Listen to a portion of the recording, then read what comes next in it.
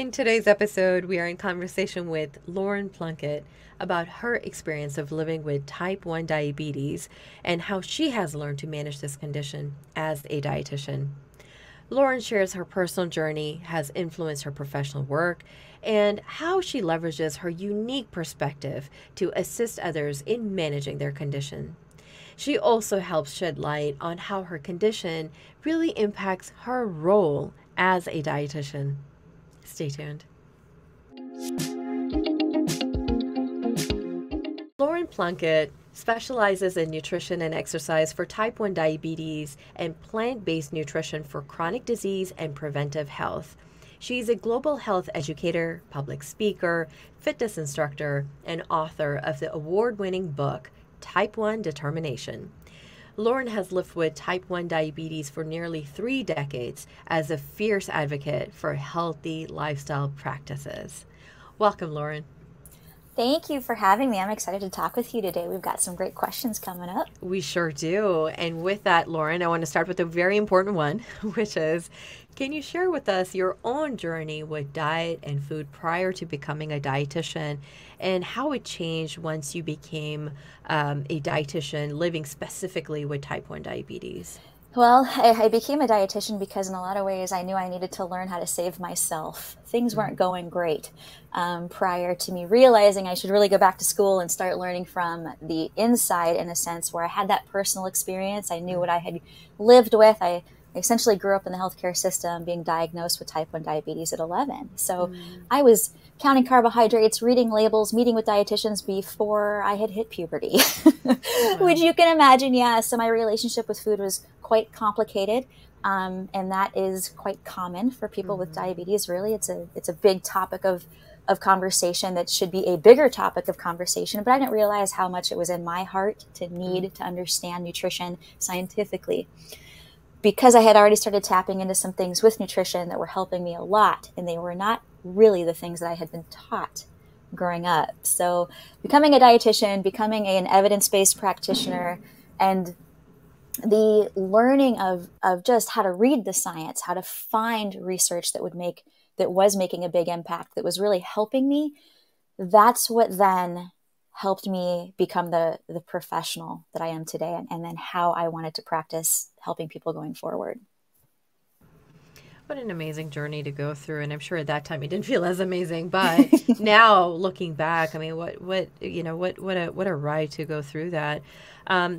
Before we dive more into type 1, I do want to take a minute to help our listeners understand a little bit more about what is type 1 versus type 2, which is the more common diabetes. Can you just help us break that down a little bit? Yeah, really simply, type 1 diabetes is less than 10% of the global population of diabetes. So there are over 500 million of us on the planet with diabetes, and I'm not even talking about pre-diabetes.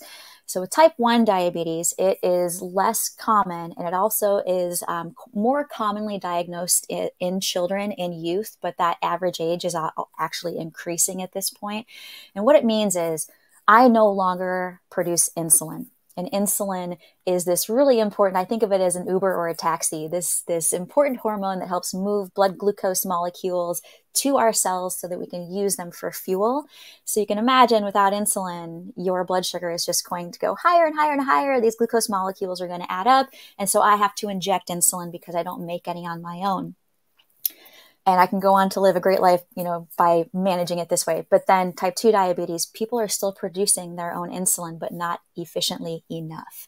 So that's where you're going to find out there's medications that come into play. Nutrition is a big, big component of this. Really, nutrition is everything when it comes to type 2 diabetes. And that may be another subject that I'm very passionate about. But the great thing here is when you have type 2 diabetes, you are in an huge opportunity to learn how to work with your body and not against it. Really try to understand how can you help yourself live this healthy life so that we can reverse that resistance. It's like that taxi is just constantly clogged in the traffic. That insulin taxi is constantly fighting through this traffic in the bloodstream to try to move those glucose molecules. And if we clear some of that resistance, we can reverse it. And we can really change some things in the course of someone's experience with type 2 diabetes. That's very interesting, and specifically how you distinguish that from type 1 versus, versus type 2. Now, can you share with us a little bit more about your journey? You mentioned being diagnosed at 11 years old. Can you recall how you really felt at that time, what it was being 11 and hearing this word, diabetes, the concerns of your family, the foods, and all the adaptations you had to make along the way, again, as an 11-year-old, just trying to be a kid? Yeah, it's a great question. Yeah. And the way that you phrase that too, because I closed that door, I closed that memory off for such a long time.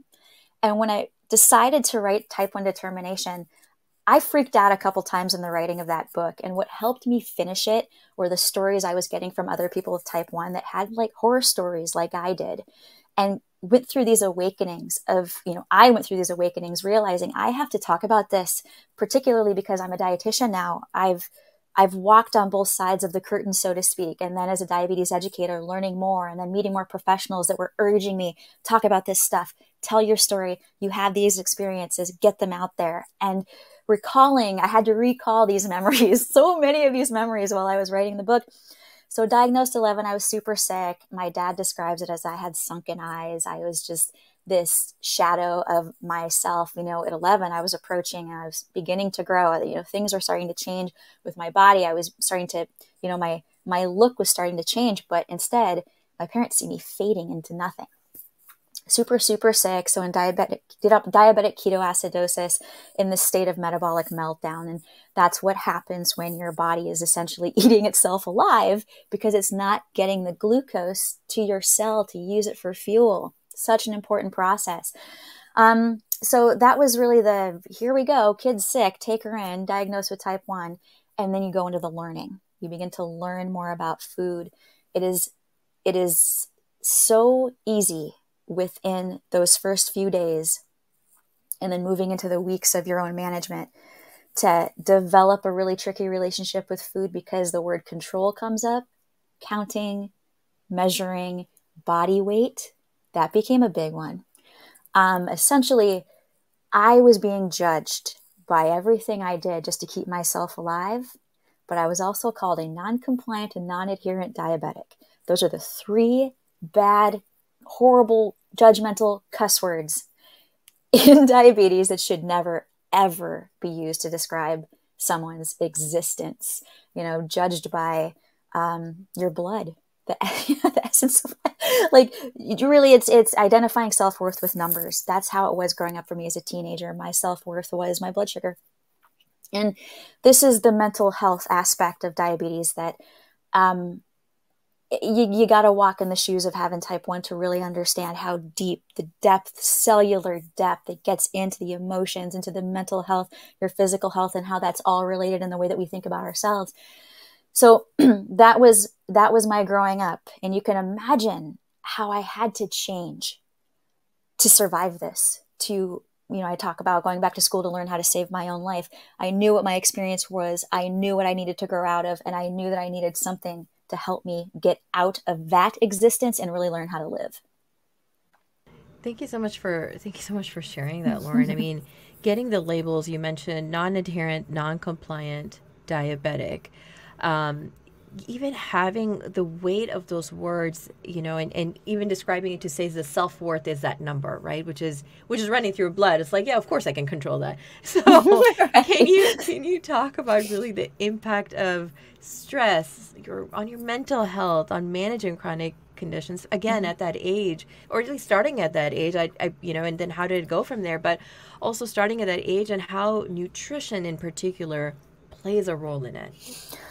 The nutrition that I live with today saved my life. But going backwards, I describe it as the hormonal apocalypse.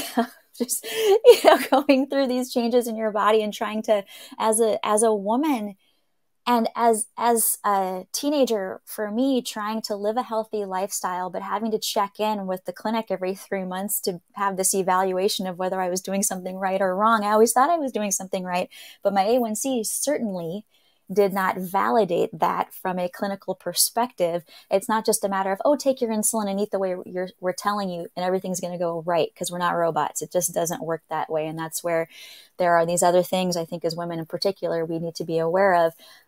Stress, There are other hormones in our system that affect blood sugar. It's just a fact of life. It doesn't mean that you're not doing well or healthy or following protocols, as I'm quoting them, as someone with diabetes. It means that there may be some stress here. There may be something in the cycle here that is causing blood sugar to elevate a bit. Your body thinks it's doing what it's supposed to do, but we don't have that as type 1. We don't have that counter regulation to then lower blood sugar on command because we don't make insulin. So there are things when it comes to intuitive awareness to understand about having type 1 diabetes, but also the element of forgiveness I think is enormous in type 1 and realizing that you're not doing something wrong here. This is your body physiologically doing something it thinks it's supposed to. But what we have to do is look at, are there certain times of the month where we need to manage our insulin differently? What do we need to know if when we look at our nutrition and the timing of our nutrition that could potentially really help us get through this? And you can see how, as I'm moving my hands here, this cycle where it can impact mental health, anxiety, and stress while we're blaming ourselves for something.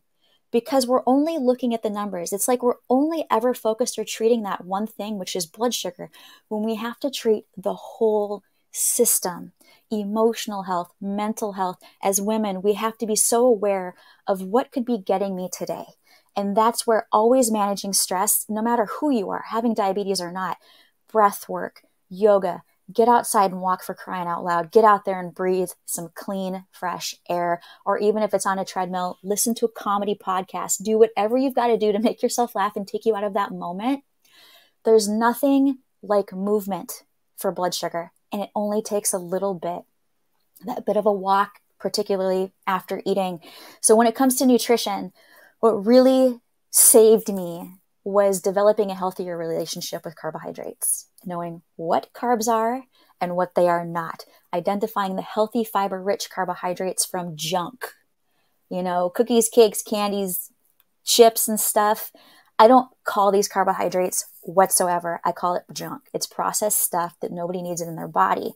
But beans and lentils and sweet potatoes and greens and oats, all the veggies, all the fruits, these are things that give us life. The color gives us life. The vitamins and the minerals give us life.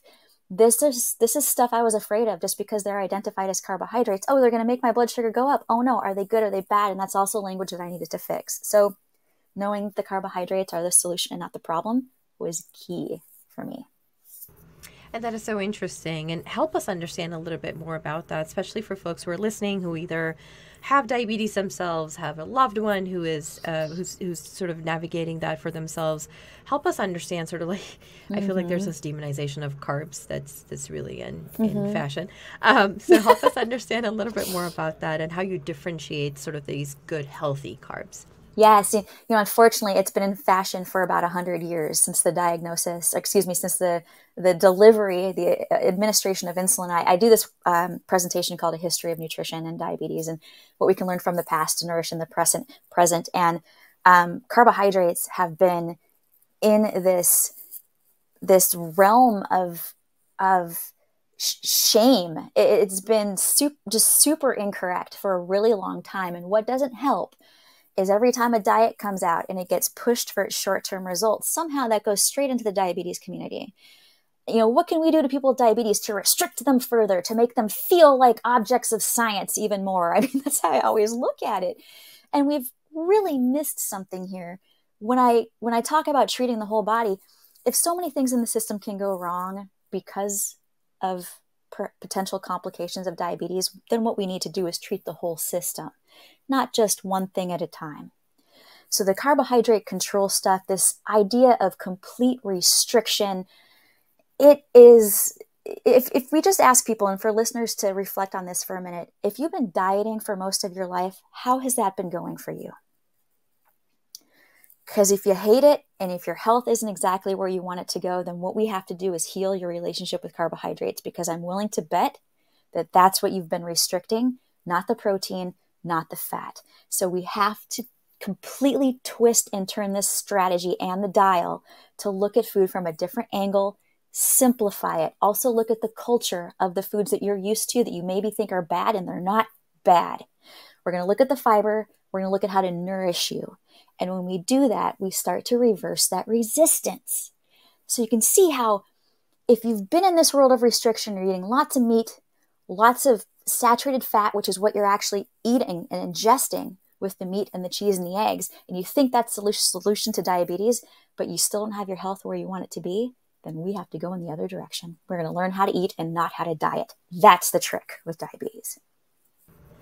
Speaking of learning not to diet, I want to explicitly even talk about this, which is specifically, the question that is most often asked is, oh, what is a diet I need to be on? Exactly to what you're saying. What is a diet that I need to be on? What do I need to follow? People are so like, I think part of it is also like instant gratification. Like, here's the thing and it's going to work and, all these milestones will be achieved and everything will be rainbows and, flowers. Do you personally follow any specific regimen? Doesn't have to be a particular diet, but any specific regimen that you can tell our listeners about? Yeah, I can. So I can speak for myself here. I can also speak to the research of this because it was an accident. When I started to change my health, I went primarily plant-based, meaning I stopped eating meat overnight just because I felt like, I like my animals better alive. There was a bit of a moral idea to this, but I also wanted to experiment and see what happened because I didn't feel good eating these foods. And I had been taught growing up that the meats and the cheese and the eggs, they don't have carbohydrates in them, so they've got to be fine, right? Well, my A1C was in the double digits, so something wasn't fine about this because I was trying and I was trying and I was trying. And the more of those foods I ate, the more I craved sugar. It wasn't making any sense. So I thought, what's healthy? What makes sense? Let me just eat more greens. Let me buy some more salad mixes. Let me just make my plate a little more colorful. And I had done a liquor research at this point. This was instinctive. I thought I need to just eat healthier again. My mom, I had this kind of traditional household where mom made dinner every night and we always had that meat, starch, veggie idea. But I think that as I had gotten into my 20s, I didn't have that veggie as much anymore. So I brought that in fourfold, really brought it in like in larger quantities and told myself, don't feel about it. The greens are good for you. And what was noticeable was I was eating more carbohydrates than I'd ever eaten in my whole life, but my blood sugar was going low all the time. I ended up going to the endocrinologist and it was just dropping my insulin constantly. We were being really intensive at that point because something was going very well in my body, but I couldn't identify what it was. Here's the summary. I was eating way more fiber, way more nutrients, my vitamins and minerals, short chain fatty acids, some of the science that was happening cellularly. Everything was connecting. This is the efficiency that I'm talking about that we can do through nutrition. I was becoming a more efficient metabolic machine. And so my insulin needs just about dropped in half over the course of about a month. Remember, I don't make any insulin. Wow. So in the process of my cells working better with what it was getting, that inflammation factor, I could see it in my face, my body itself was starting to change. And I knew, wow, something about the food here. It was not only what I was eating in abundance, because that's important. It's what I wasn't getting that was making the biggest difference. But I was no longer putting the foods in that were making me feel sick, which was meat, a lot of dairy, and eggs. I didn't do a lot of eggs to begin with. And so, but it was this cumulative amount. When people really look at how much dairy they take in, it can be a lot. So many more, the portion size can be so much bigger than what they even think once they really sit down and look at it. So I've been fully 100% plant-based for the better part of 13 years, and I've gotten healthier every year with age. It turned me into an indoor cycling instructor. I had more energy than I knew what to do with. So I thought I was a study of one. I had no idea what this was back at that time. My doctor didn't really know what was going on. The dietitians I talked to didn't really know what was going on. It was just keep doing what you're doing. And that was why I decided, okay, now it's time to become a dietitian and really learn. How did I just do this? Because I don't know if I would be alive today, quite honestly, if I hadn't figured the food out. And the big part about that was it gave me purpose. It changed my mental health. It made me want to move more. I mean, it's kind of all these pillars of a healthy lifestyle that nobody invented. It's inside of all of us to have this healthier lifestyle and live a life of purpose or belief or spirit. I mean, all of these things started to connect for me. And it helps me communicate with other people that way. Without having done this, I wouldn't be able to feel so bright about this conversation with anyone that I encounter. Mm-hmm. And can you help us also understand some of that? So Mm-hmm. what does that look like, especially for folks who are, who say, well, I'm not sure about plant-based. I'm not sure if I can give up the meats and the cheeses, the dairy, all of that.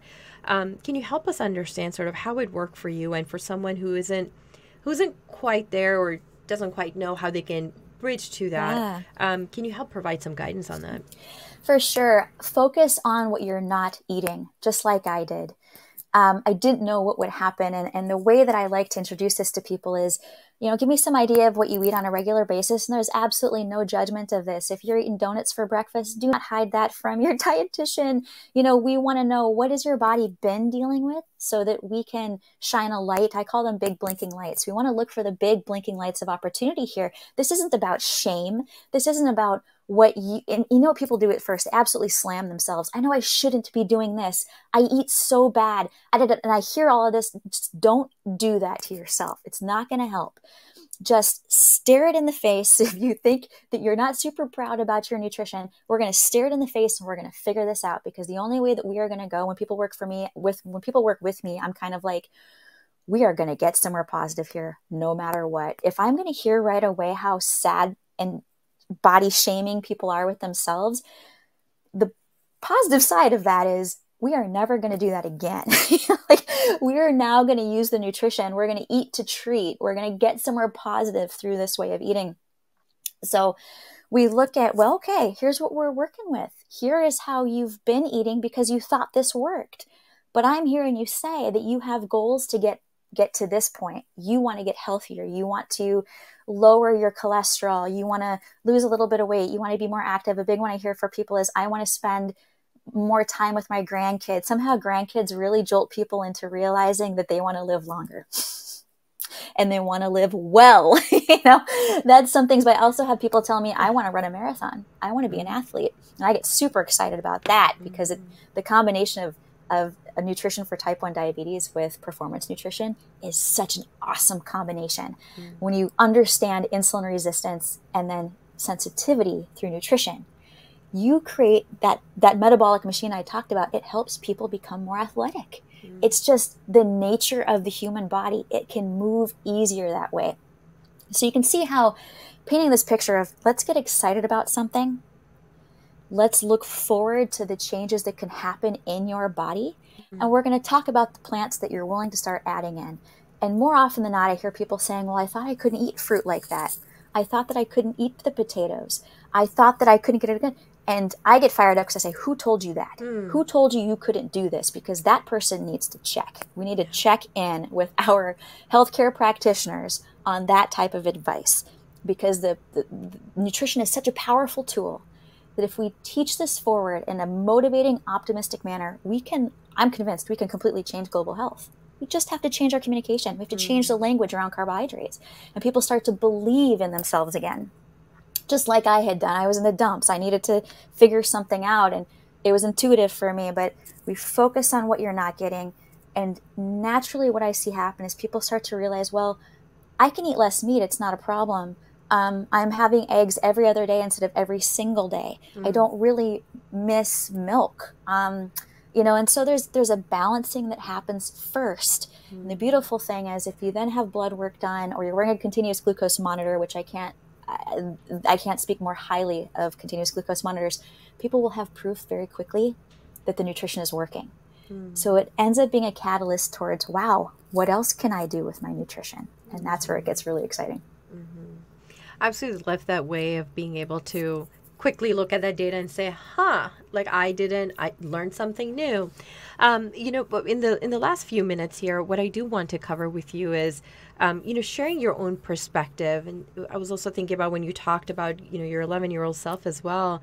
What would you say to a parent, again, caregiver, someone who has someone in their life who has type 1 diabetes? What would you tell them in working with or trying to understand what type 1 diabetes means for that person? Are you thinking like if someone in their family is newly diagnosed? It has type 1 diabetes. That's correct. The first thing that just came to mind is attitude is everything. I say that all the time. And our perception of what life with diabetes is or can look like is very important. What we want to do, and this actually reaches out to healthcare practitioners, but parents and the family that is surrounding that person, is that when someone in the family is diagnosed with type 1 diabetes, everyone is. Everyone is diagnosed with type 1. It's time to learn a little bit more about diabetes in general, because there are worse things than being diagnosed with a disease where you're being told to live a healthy lifestyle. So that healthy lifestyle extends to everyone who's doing the grocery shopping, the restaurants we choose, the habit of grocery shopping, how often we're doing it, cooking in the household, and it doesn't need to be this grand upheaval to change everything and to take cooking classes. It doesn't have to be that. We start wherever that person and family is to simplify the approach as we understand what really helps to heal type 1 diabetes, not cure, but heal. Healing is always what we're looking at with diabetes. And with healthcare practitioners in particular, and also with parents, is that language that we use. So coming back to words like diabetic. I don't like being called diabetic, and I don't think anyone should be called a disease. I have a disease. I'm a lot of things, but I'm not diabetic. I have diabetes and I own it. So you can imagine how this can get into a child's head. If you tell them, yeah, you have diabetes, but you're going to still try out for baseball. You're going to still try out for the soccer team. We're still going to go on our trip. And the consistent empowerment of you're going to do what you set out to do, and diabetes can actually help you be even stronger, more knowledgeable, and more insightful about your body. To a kid, that probably doesn't mean anything yet, but as we get older, we start to understand those things. And that's the language that I really ask of healthcare practitioners as well, is to use the optimistic language of what you can be with diabetes and not what you can't. Oh my gosh, I love that. Just as I got chills, by the way. So, with that, Lauren, I can't thank you enough for doing this episode with us. At this point, I would love for our listeners to know how they can connect with you and then just learn more about your work. Sure. I just had my website uplifted and it's all fancy and it's got new pictures and everything now, and it's simple to find. It's laurenplunkett.com. So just my name.com, and you can read all these things. There's all sorts of stuff on there. My book is on there. I'm adding more offers all the time. I wake up in the morning, I think, with 100 ideas and see how many are left by the end of the day, to try to come up with new resources there. At Lauren Plunkett Health is where people can find me on social. You're going to see a lot of cat pictures and goofy stuff with me on Instagram. That's just really who I am by nature.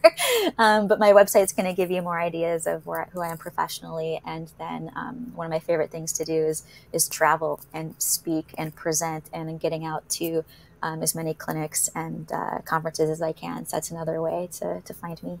Lovely. Lovely. And we'll link up everything in our show notes. Lauren, thank you so very much for your time. And to our listeners, thank you for hanging with us here today. Head over to our Facebook, our Instagram, and share with us your story. If you or a loved one has gone through this difficult process of being diagnosed with type 1 diabetes and then managing type 1 diabetes, how did you navigate that? How did you navigate that together as a family and sort of figure out how exactly to manage type 1 diabetes? Again, head over to our Facebook, Instagram. You'll find us at Yumlish. Again, it is all tagged below this post.